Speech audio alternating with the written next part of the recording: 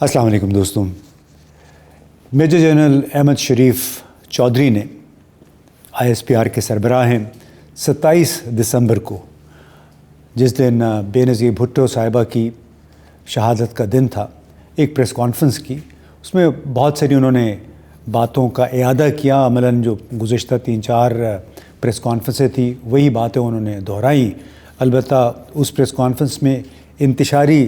ٹولے کے حوالے سے کچھ زیادہ ہی انہوں نے باتیں کر دیں. لیکن اس میں انہوں نے ایک بات یہ بھی کہی کہ TTP کے فائٹرز کو پاکستان کون لے کے آیا، یعنی یہ ذمہ داری انہوں نے ایک بار پھر بطور ISPR کے سربراہ کے انہوں نے بڑی یہ بات کہی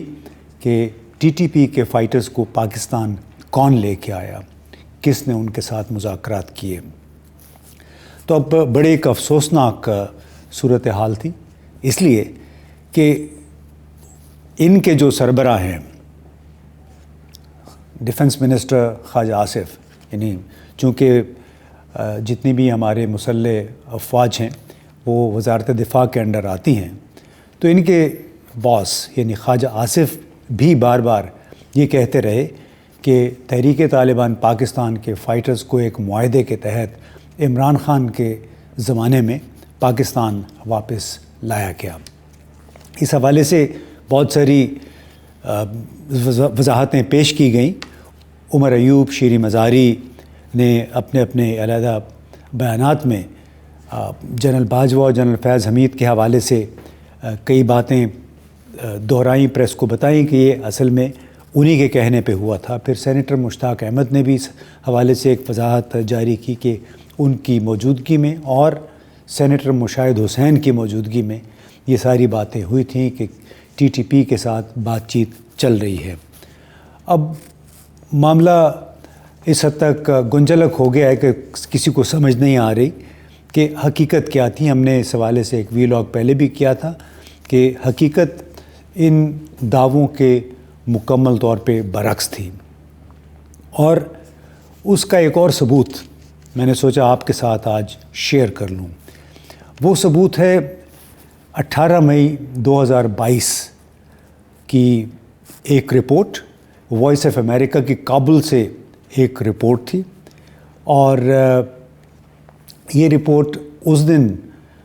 پبلش ہوئی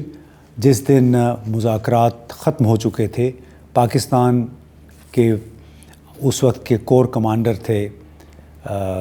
پشاور کے جنرل فیض حمید، اور TTP کے رہنماؤں کے درمیان ان کے نمائندے تھے. غالباً نور ولی محسود بھی اس میں شامل تھا، اور سراج الدین حقانی کی موجودگی میں یہ مذاکرات ہوئے کابل میں. اس کی طرف میں بعد میں آتا ہوں، لیکن پہلے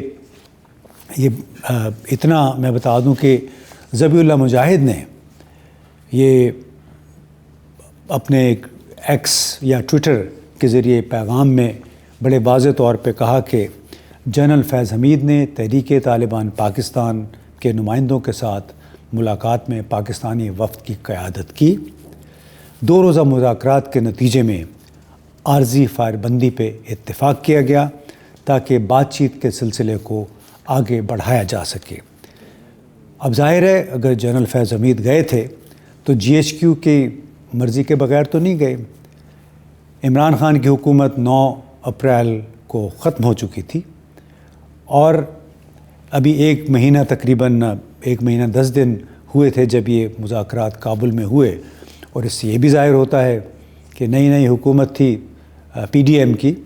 تو انہیں شاید اس معاملے میں کوئی سرے سے خبر ہی نہیں تھی. اور ذبیح اللہ مجاہد جو کہ ترجمان ہے اسلامی امارات کے، انہوں نے کہا کہ اسلامی امارات مذاکراتی عمل کی کامیابی کے لیے کوشاں ہیں اور دونوں فریقین سے لچکدار رویے اور صبر کا مظاہرہ کرنے کی توقع کرتی ہے. اسی موقع پہ، اور یہ بات ہے وہی 18 یا 19 مئی 2022 کی، TTP کا بھی یہ بیان آیا کہ کابل حکومت کی مدد سے بات چیت کا سلسلہ جاری ہے. اور اس بات چیت کا نتیجہ اور جو فائر بندی ہوئی یہی ہوا تھا کہ کئی سو TTP کے فائٹرز کو رہا کر دیا گیا تھا. اس میں ان کے سابقہ جو ترجمان تھے مسلم خان اور محمود خان کو بھی رہا کیا گیا، لیکن ایک بات واضح تھی کہ اس مذاکراتی عمل کے نتیجے میں سنگین جرائم میں ملوث کسی شخص کو غیر مشروط رہائی نہیں دی گئی۔ کابل میں جو معاہدہ ہوا ٹی ٹی پی اور پاکستان کی فوج کے نمائندے یعنی جنرل فیض حمید کے درمیان، اس کا ایک نقطہ یہ بھی تھا کہ ٹھیک ہے جو لوگ واپس آنا چاہتے ہیں، یہ وہ لوگ تھے جو 2014 جون 2014 میں شروع کیے گئے آپریشن ضرب عضب کے بعد پکتیا، پکتیکا اور ننگرہار جیسے علاقوں میں منتقل ہو گئے تھے۔ زیادہ تر یہ وہ لوگ تھے جو حکومت مخالف تھے، اپنے خاندانوں کو بھی یہ وہیں پہ لے گئے تھے، اور جو ابتدائی معاہدہ تھا اس کے مطابق جو لوگ واپس آنا چاہتے ہیں ہتھیار پھینک کر انہیں واپس آنے کی اجازت دی جائے گی۔ لیکن آپ کو معلوم ہوگا کہ کس طرح جب یہ لوگ سوات کے پہاڑی علاقوں میں پہنچے، رات کے وقت یہ لوگ اسلحہ لے کے باہر آ جاتے تھے اور لوگوں پہ انہوں نے اپنا طرز حکمرانی نافذ کرنے کی کوشش کی۔ تو اس پھر شانگلہ میں، سوات میں، جہاں جہاں پہ ممکن تھا وہاں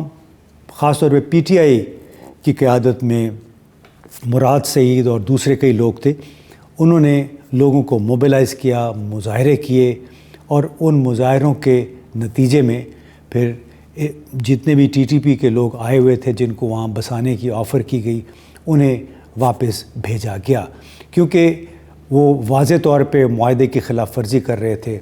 ان کی واپسی کا واحد مقصد تھا ان کو دوبارہ آباد کرنا، یہاں پہ بحال کرنا، لیکن یہاں آ کے انہوں نے وہی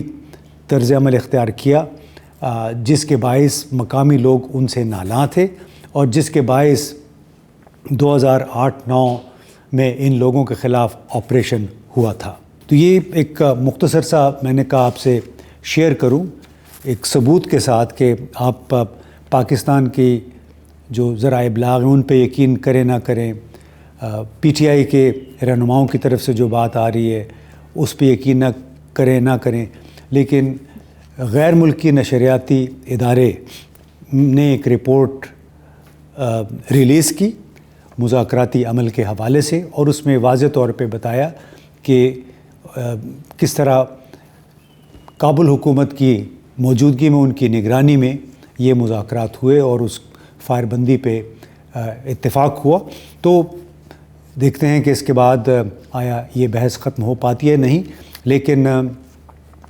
امید یہ کرنی چاہیے کہ ہمارے حکمرانوں نے جو جھوٹ کا سلسلہ شروع کر رکھا ہے محض ایک شخص کو یا ایک شخص کی سابقہ حکومت کو بدنام کرنے کے لیے، وہ سلسلہ کسی وقت بند ہو جانا چاہیے، اس لیے کہ آپ جتنے مرضی جھوٹ بول لیں، تاریخ سائبر سپیس میں چھپی پڑی ہے۔ آپ جب گوگل کرتے ہیں تو 1 2 4 الفاظ آپ ڈال لیں تو آپ کو اپنے مطلب کی جو بھی معلومات چاہیے ہوتی ہیں وہ مل جاتی ہیں۔ بالکل ایسے ہی مجھے بھی یہ معلومات ملی کہ ٹی ٹی پی پاکستان کے مذاکرات کے حوالے سے خبریں کہاں کہاں چھپی تھیں، تو ایک رپورٹ مجھے ملی اور میں نے آپ کے ساتھ شیئر کر لی۔ بہت بہت شکریہ۔